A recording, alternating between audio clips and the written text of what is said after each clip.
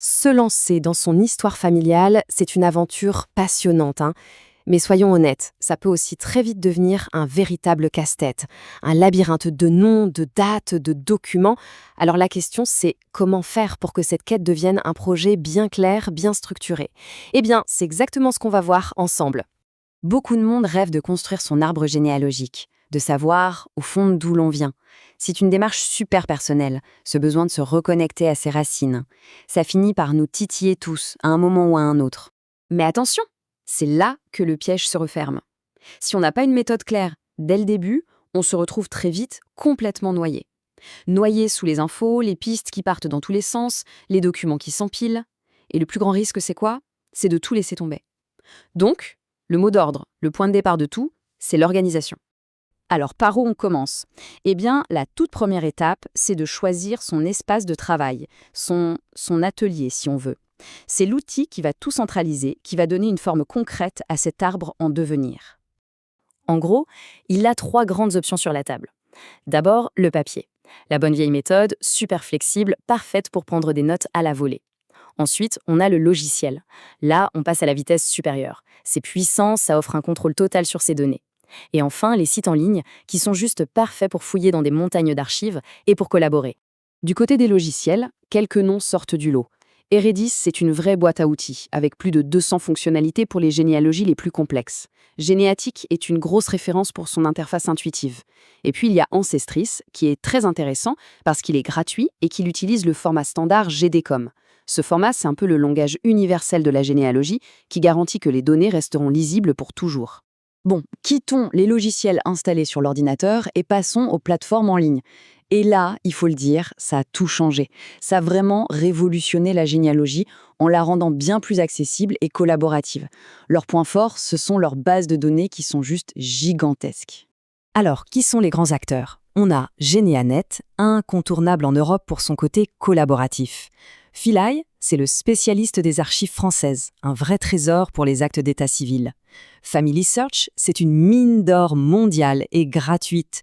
Et enfin MyHeritage, qui se démarque avec ses outils technologiques comme l'intelligence artificielle qui redonne vie aux vieilles photos. L'outil, c'est une chose. Mais une fois qu'on l'a choisi, le plus important reste à faire. Adopter une bonne méthode de travail. C'est ça qui va vraiment mettre de l'ordre dans le chaos et permettre d'avancer sereinement. Première méthode, et c'est peut-être la plus importante, la discipline. Le principe est simple, on choisit une seule lignée, par exemple celle du grand-père paternel, et on s'y tient. On remonte génération après génération, pas à pas. L'utilisation de la numérotation Sosa-Stradonitz, qui donne un numéro unique à chaque ancêtre, aide vraiment à se structurer. C'est la clé pour ne pas s'éparpiller. Deuxième méthode, et celle-là, elle est super visuelle, le code couleur. L'idée est toute simple, on attribue une couleur à chacune des 4 grandes branches issues de nos grands-parents. Le bleu pour le grand-père paternel, le vert pour la grand-mère paternelle, etc. Et là, d'un seul coup d'œil, on sait immédiatement de quelle branche on parle. C'est tout bête, mais ça change la vie. Et enfin, troisième méthode, la standardisation des dates. Ça peut sembler être un détail, mais c'est fondamental. Si on écrit 12-11-1904, est-ce que c'est le 12 novembre ou le 11 décembre? Pour éviter toute ambiguïté, la règle d'or, c'est d'écrire le mois en lettres.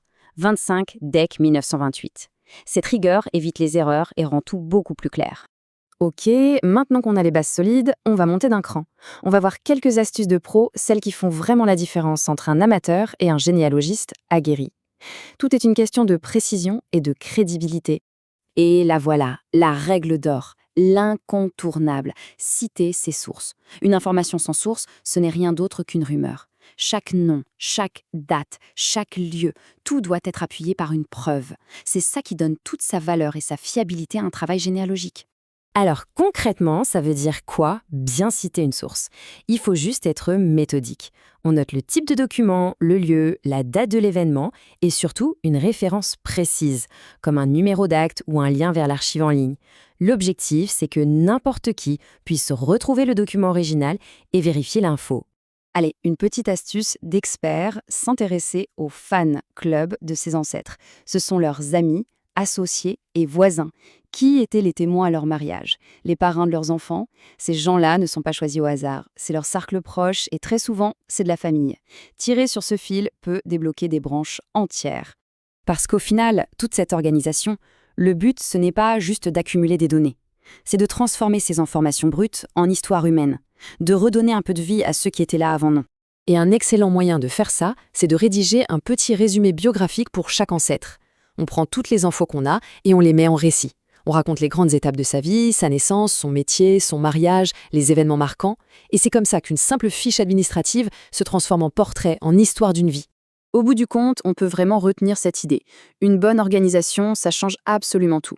L'outil, la méthode, la rigueur, tout ça, ce ne sont pas des contraintes, mais les clés qui permettent de transformer un puzzle complexe en une fresque familiale claire et passionnante. En appliquant ces principes, on ne construit pas juste une liste de noms. On découvre des vies, des destins, des migrations. On assemble patiemment les pièces d'une histoire qui est unique, celle de sa propre famille. Alors, la vraie question qui se pose, c'est quelle histoire un arbre bien construit peut-il bien raconter ?